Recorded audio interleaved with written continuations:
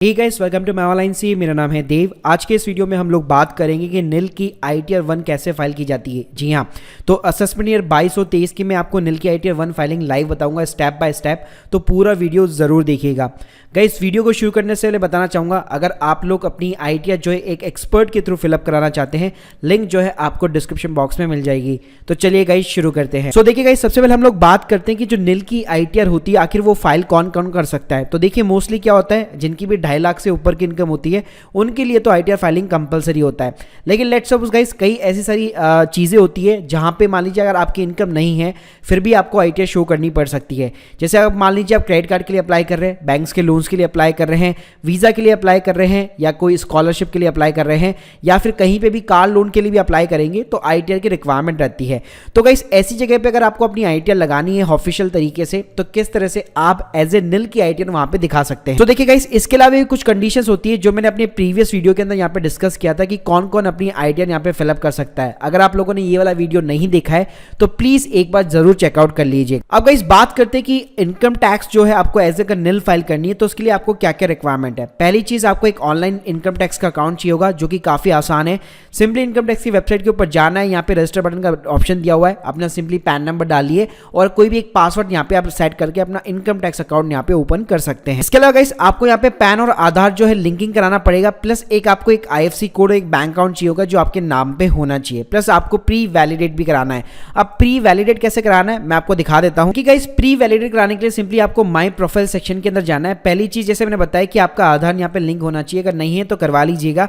Second thing, bank account के ऊपर जाना है, यहाँ पे कोई भी एक बैंक अकाउंट आपका प्री वैलिडेट होना चाहिए। अगर नहीं है, ऐड बैंक अकाउंट के ऊपर क्लिक कीजिए, अकाउंट नंबर आईएफएससी कोड डाल के आप अपना अकाउंट यहाँ पे प्री वैलिडेट करा सकते हैं। लेकिन ध्यान रखिएगा, आपका ये प्रोफाइल के अंदर जो नंबर है वो बैंक के साथ में यहाँ पे मैच होना चाहिए। मतलब बैंक के थ्रू आपको जो एसएमएस रिसीव होते हैं अपने जिस नंबर के ऊपर, वही नंबर आपका माई प्रोफाइल वाले सेक्शन के अंदर होना चाहिए, तभी ये बैंक अकाउंट आपका लिंक हो पाएगा। दूसरी चीज गाइस, यहाँ पे आपको अपनी अप्रॉक्स इनकम जो है पता होनी चाहिए, क्योंकि ऑब्वियसली बात है आप निल की यहाँ पे आईटीआर फाइल कर रहे हैं तो आपकी ज्यादा कोई इनकम नहीं होगी। तो ये जरूरी नहीं है कि आपको बैंक अकाउंट के अंदर ही वो इनकम रिसीव होती है। लेट्स सपोज अगर आपको कैश के अंदर भी रिसीव होती है, आपके पेरेंट्स हो गए वो आपको पैसा भेजते हैं, या मान लीजिए आपकी नाम पे कोई एफडी रखी वहां से आपको इंटरेस्ट आ रहा है। इसके साथ में गाइस आपको एक और चीज चेक करनी होगी, वो होगा अपना एआईएस का स्टेटमेंट। उसके लिए आपको सिंपली सर्विस वाले सेक्शन के अंदर जाना है, यहाँ पे एआईएस बटन के ऊपर क्लिक करना है। अब गाइस अगर आप निल की इनकम टैक्स रिटर्न फाइल कर रहे हैं तो आपका ये जो एआईएस वाला सेक्शन है ये यहाँ पे ब्लैंक आपको दिखाएगा, यहाँ पे आपको कोई भी इंफॉर्मेशन नहीं दिखाएगा।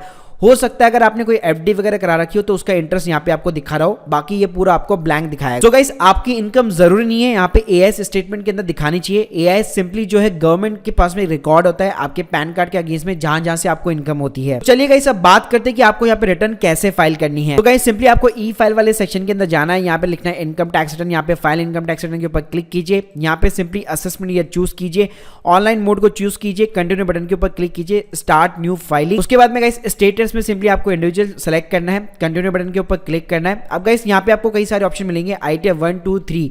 तो गाइस आपको यहाँ पे कौन सा चूज करना है। तो देखिए अगर आपकी नॉर्मल इनकम है, आप एज ए अदर इनकम दिखाना चाहते हैं, तो सिंपली आप आईटीआर 1 के साथ में जा सकते हैं, जहाँ पे आप अपनी एफडी की इनकम हो गई, कोई भी अदर इनकम हो गई, एग्रीकल्चर टाइप वाली इनकम हो गई जो 5000 से नीचे है, वो सारी चीजें आप डाल सकते हैं।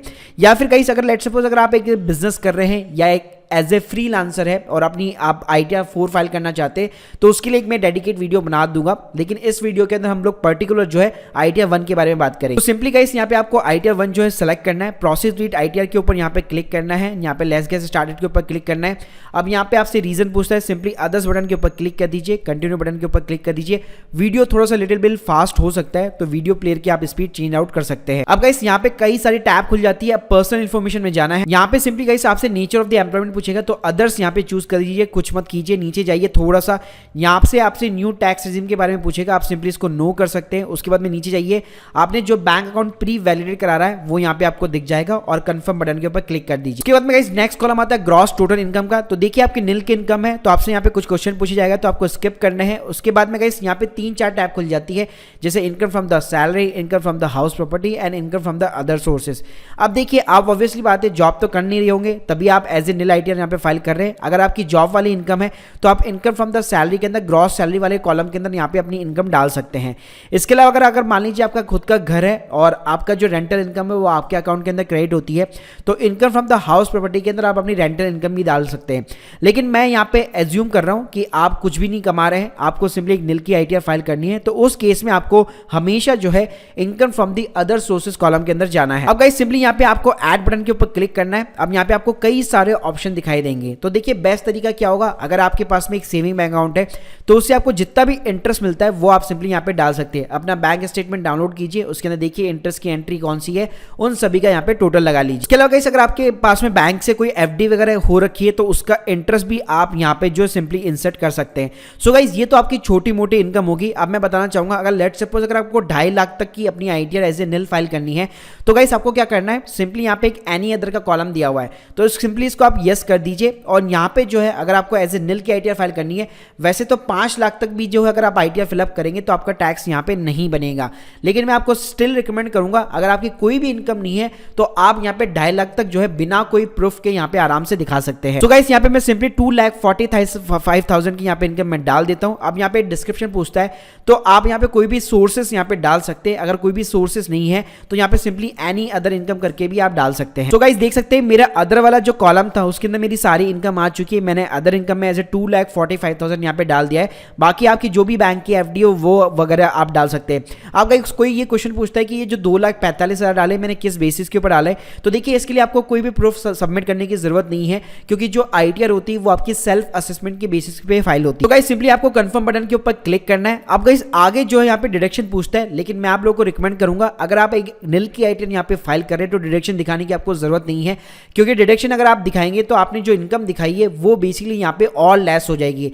तो बेटर होगा आप जितनी ज्यादा यहाँ पे 2.5 लाख तक इनकम दिखा सकते हो उतना यहाँ पे आपके लिए बेटर रहेगा। तो गाइस डिडक्शन वाले कॉलम के अंदर आपको सिंपली क्लिक करना है। आपको कहीं पे भी कोई इन्फॉर्मेशन फिलअप करने की जरूरत नहीं है, आप सिंपली कंटिन्यू बटन के ऊपर क्लिक कीजिए और इसको कंफर्म कर सकते हैं। इसके अलावा गाइस यहाँ पे आप क्या कर सकते हैं, जैसे इस साल अगर आपने मान लीजिए 260 की यहाँ पे इनकम दिखाई है, फिर नेक्स्ट ईयर आप इसको स्लाइटली इंक्रीज कर सकते हैं। ये भी एक निल आईटीआर के लिए बहुत ही ज्यादा बेनिफिशियल हो जाता है कि ईयर बाय ईयर आप थोड़ी थोड़ी अपनी इनकम जो है बढ़ाते जा रहे हैं। इसके अलावा गाइस नेक्स्ट कॉलम आता है हमारा टैक्स पेड का। तो टैक्स पेड वाले कॉलम के अंदर आपका कोई भी टीडीएस वगैरह कटा हुआ है तो वो यहाँ पे आपको दिख जाता है। यहाँ पे आपको कुछ भी चेंज नहीं करना है, सिंपली कंफर्म बटन के ऊपर क्लिक करना है। उसके बाद में गाइस नेक्स्ट कॉलम है टोटल टैक्स लायबिलिटी का। तो यहाँ पे भी आपको कोई भी चेंजेस करने की रिक्वायरमेंट नहीं है, सिंपली आपने जो भी इनकम डाली है उसके अकॉर्डिंग आपका जो भी टैक्स वगैरह कुछ भी अगर बन रहा होगा तो वो ऑटोमेटिकली यहाँ पे आपको दिखा देता है। तो वैसे भी अगर आप यहाँ पे 5 लाख तक की इनकम भी डालेंगे तो उसके ऊपर भी जो भी टैक्स बन रहा होगा उसके ऊपर भी यहाँ पे आपको आराम से रिबेट मिल जाती है। सो गाइस यहाँ पे आपने सारे कॉलम जो है फिलअप कर दिए, आप सिंपली प्रोसीड बटन के ऊपर क्लिक करना है। गाइस यहाँ पे आपकी एक समरी जो है बन जाती है, इसको आप यहाँ पे डाउनलोड कर सकते हैं, फिर प्रीव्यू रिटर्न के ऊपर क्लिक कीजिएगा। अब गाइस यहाँ पे सिंपली जो है आपकी एक पूरी पीडीएफ यहाँ पे बन जाती है जो आपकी आईटीआर 1 होती है, और इसी को डाउनलोड करके आपको एज ए प्रूफ जो है किसी भी बैंक को जहां पे भी आप यूज में लेना चाहते हैं